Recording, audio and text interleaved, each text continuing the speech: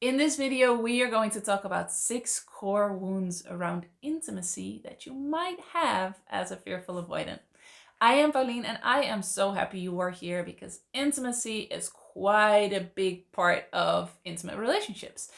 And so it is good to also understand how your fearful avoidant attachment style can impact that area of your relationship. So 6 core wounds. The first one is the fact that as a fearful avoidant, you might believe that when somebody has certain expectations of you, that you have to meet them. And in the area of intimacy, this can look like so many things. First of all, what I hear back from a lot of the women that go through my courses is that they believe that when their partner initiates sex or when they are kissing or being intimate in another entry-level way, that they actually have to go all the way. That their partner expects sex, intercourse, and that therefore they have to do that. When they think about that while they're kissing, their body is not ready yet. That is so logical because that's just the way women's bodies work. So then you start to tense up and think, oh, I don't really want to have sex. I don't really want to have intercourse. And you start resisting the intimacy altogether. So that is one of the core wounds that actually comes back a lot in the intimacy part of the relationship, that you feel like you have to live up to expectations of your partner. And also your own expectations might not necessarily be a core wound, but a lot of fearful avoidants have this image of what it should look like. And that it pertains to whole relationship. So it could be in any area of the relationship, definitely also intimacy. A lot of fearful avoidants have this pretty clear image of what it should feel like, what it should look like, what their partner should do, what their partner should say. I used to call it the script when I was in the crash state, that I had this script in my mind pretty much of what my boyfriend had to say or had to do. And that would mean that it was right. That would mean that he loved me and that this relationship was right. And that definitely also was true for sex. I had a sort of script of how things should go. And when it didn't go that way, I would kind of like panic and not know how to handle that and always blame my boyfriend that he wasn't doing it right, that he was saying the wrong thing, doing the wrong thing, and therefore I just completely shut off. And looking back, I can see that you have these expectations because you're actually quite scared of intimacy, of releasing, of surrendering to it. And so you have almost like a perfect image of what it should be like and should go like. So that's not necessarily a core wound, it's more a consequence of core wounds, but it can definitely have an impact on your sex life, which is much better if you just allow it to be whatever it is. The reason why you can't, we'll come back to that. Point 4. But first, point 2 is the fear of rejection. Fearful avoidants tend to have this core wound, again, in all areas of the relationship, but definitely also all areas of life, pretty much. The fear of rejection, you might recognize it. And of course, then this also plays into intimacy.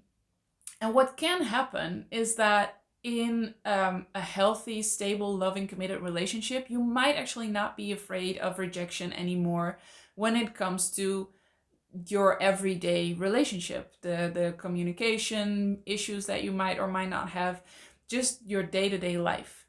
However, everything around sex and intimacy sometimes is like a whole different world, right? This is also why I haven't really talked a lot about it up till now, because there's a lot of people who are way more specialized or more, I don't know, experts in sex, but I just know about the fearful avoidant attachment style. And so I want to help you understand that part. But sex can and maybe is a whole different world. So what can happen is that you might not be afraid of rejection in the relationship, but then you might be afraid of rejection in the area of intimacy and sex. And that could have to do with the beliefs that your partner specifically has about sex.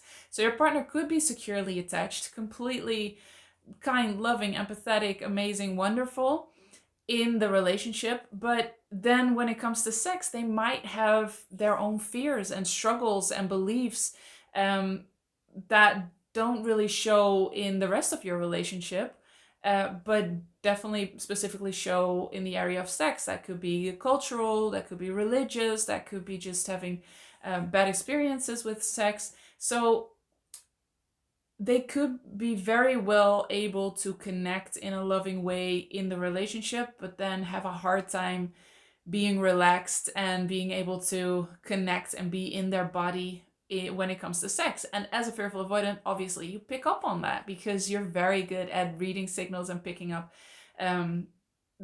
things other people struggle with. And in a relationship, that could come out as you being afraid of rejection, or you could feel like that is a rejection when your partner is actually has a lot of fears around sex, or a lot of negative associations or negative beliefs around sex, and you might make that personal and think it's about you. So when you are afraid of rejection, and sex is a risky area in that sense that you feel like you might be rejected for being too much, or for having sexual needs at all, or anything. It could be a lot of things. Of course, you're not going to desire your partner. You're not going to want to have sex. You are going to avoid that part of the relationship. That's why fearful avoidance is also avoidance. Fearful avoidants tend to avoid areas where they could fail, or they could make mistakes, be rejected, be abandoned. So that could be the case for sex, that you're just afraid of rejection in that specific area. Then the third core wound is the fear of being found out. And sex obviously is a very vulnerable thing. You show yourself fully. And you don't have to emotionally necessarily show yourself completely. But when you want to, and in a committed relationship, you might want to, when you have sex with somebody, they come very close. They come very close physically, obviously, but therefore also emotionally.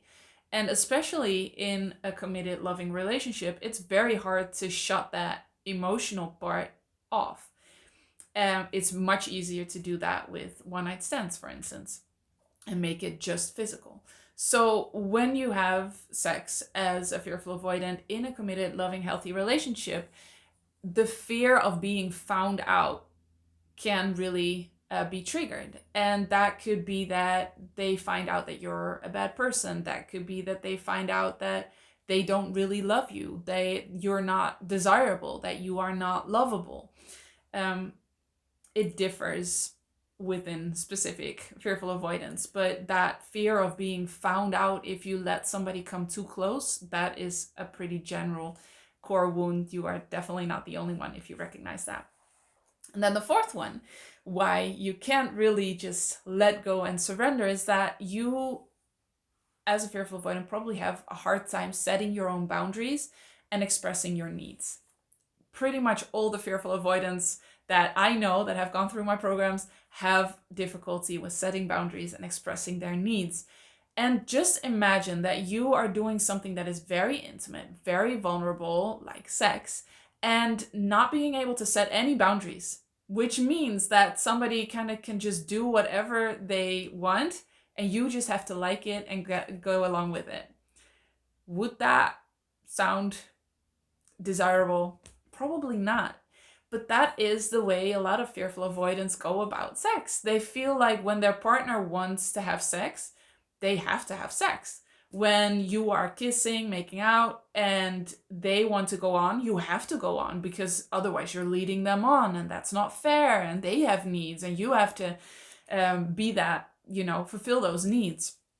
And in a greater sense, of course, a relationship is about fulfilling each other's needs. But that does not mean that in that moment you cannot set a boundary and you always have to just do whatever they say. Because it's so interesting, right? When I learned this, it was like intimacy, true intimacy, and being able to surrender to that and really enjoy sex and intimacy requires you to be able to really be good at setting boundaries and feel very comfortable doing that. And that sounds so contradictory, right? Because you think, well, it's the most one you will become, so why would you need boundaries? Boundaries feel selfish and cold.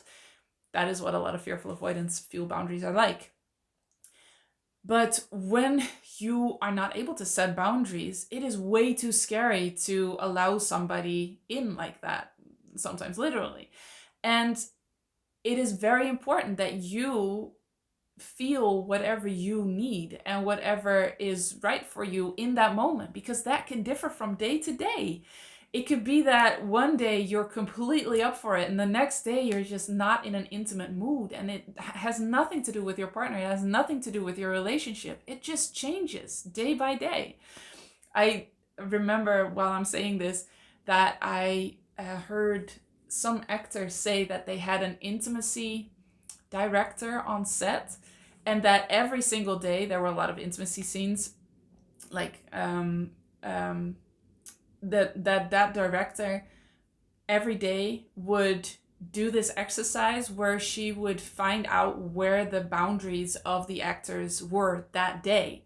And it would start with a hand on the shoulder, and she would ask, okay, how does this feel today? How do you feel doing this today? And they would say, oh, that's fine. And then they would go on and on and on and on. And if at any point somebody would say, okay, hand on the shoulder is fine, but hand on the chest is not fine, that will be it. That will just be what they're working with. And I thought that's such a beautiful example of how it should also be in relationships and in intimate moments, that whatever you feel like in that moment is good, is fine, is more than enough. And that is intimacy in and of itself. You may or may not know, have interviewed 100 couples who have been happily married for over 40 years. And a lot of these people were in their 70s, 80s, sometimes 90s. And when you reach 80 or 90, sometimes physical intimacy is just not possible anymore for a whole range of reasons. And what those couples told me was that they had never expected that hand holding and kissing and stroking each other could actually feel more intimate than having sex, than having actual intercourse. And they learned that later in life. And that was just so beautiful to me, that there is intimacy in every single stage of intimacy. It's not that kissing is only an entryway to sex or to intercourse. And that is just a beautiful adventure and journey that you get to discover with the both of you. But anything you are up to today is fine. You should not have to force yourself to go on. And therefore, you can really relax in the moment. Just imagine you're making out and you're just allowing yourself to enjoy that without thinking, oh, but wait, do I want to have sex? No, I don't want to have sex right now. And then you tense up and then you kind of like shut it off and tell your partner to stop. The other way is that you just enjoy making out, and then you feel, do I want to go to the next step? Not necessarily all the way to intercourse, just the next step. And when that feels okay, then you can see if you want to go to the next step. And it might seem that this is now a very rational thing where you, while you're making out, are thinking, but in the beginning that might be the case. But you will notice also as you heal the fearful avoidant attachment style and heal all the negative associations around boundaries and expressing your needs, that it becomes easier and easier, and it's much more of a flow where you allow yourself to just be in the moment, and all of a sudden you're like, oh wait, this doesn't really feel good. Maybe that will feel better, or that will feel better. So it's not a black and white thing where you either want intercourse or you don't want intercourse. There's so much in between, which can be just lovely and can be very intimate and very beautiful connection moments. So being able to set your boundaries and feel comfortable to say in any moment, wait, no, this doesn't feel good, maybe we can try this, or wait, that just was it for today, and or I just want to make out today, that should be completely fine. And also expressing your own needs. What do you need before you can flow into the next phase or stage or whatever?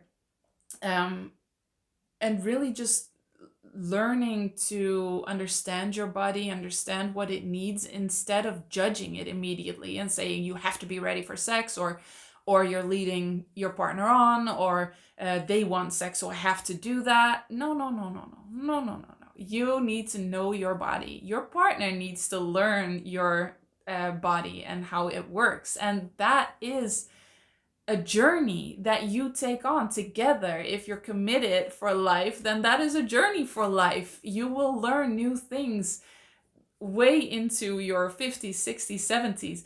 I used to believe that you have the best sex of your life when you're in your 20s. That's what a lot of movies make you believe. That's what so many people believe, I think. And through interviewing these couples, I learned that the best sex you have when you're 50, 60, 70, because you know your body so well, because your partner knows your body so well.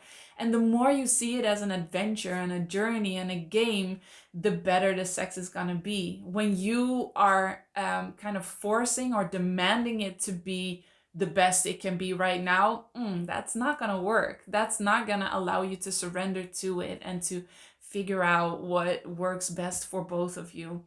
It is just one big adventure. The fifth one, this really does come into play, is not being allowed to relax. A lot of fearful avoidants have a fear system that is very on. You have to be alert. You have to always be scanning the environment. You have to be anxious all the time, pretty much, just to make sure you're not missing anything. Relaxation sometimes feels very scary for fearful avoidants. And you probably have the best sex when you're completely relaxed. So you can see how that's kind of hard, right? When you're a fearful avoidant, when it comes to intimacy, relaxation really helps. Let's just say it like that. It really helps to be in the moment, to be in your body, to allow yourself to feel all the things that you feel, all the desires that you feel. And you need to be able to relax to at least some sort of level, before you can really surrender to that. So that just takes healing the nervous system a lot, and healing all the associations around relaxation and not being able to relax or not being allowed to relax. So as you heal the fearful avoidant attachment style, this will get easier by itself, even without really specifically working on intimacy. And then the sixth one is not being allowed to enjoy. So a lot of fearful avoidants don't allow themselves to enjoy, to have these really beautiful, intense feelings when it is with a real person in a committed relationship. So you might have had very intense feelings for somebody who was emotionally unavailable, because in a way that's safer. I've talked about that in numerous videos, so I won't go into that. But when you are in a committed relationship, it might feel hard to just enjoy the moment, to just enjoy intimacy and sex and have all these wonderful feelings, because isn't that too good to be true? What if something goes wrong? Shouldn't I have to work harder for this? Shouldn't I have to struggle for it? That's a lot of the mindset of a lot of fearful avoidants. So actually enjoying yourself and relaxing can be very hard, which is very important for good sex and intimacy in general. So the fearful avoidant attachment style definitely has an impact on your sex life. And I should have said at the beginning, not every fearful avoidant is the same. Some fearful avoidants just don't have any issue with sex, and that's the one part in their relationship which is just, going swimmingly. And some have a really hard time with sex.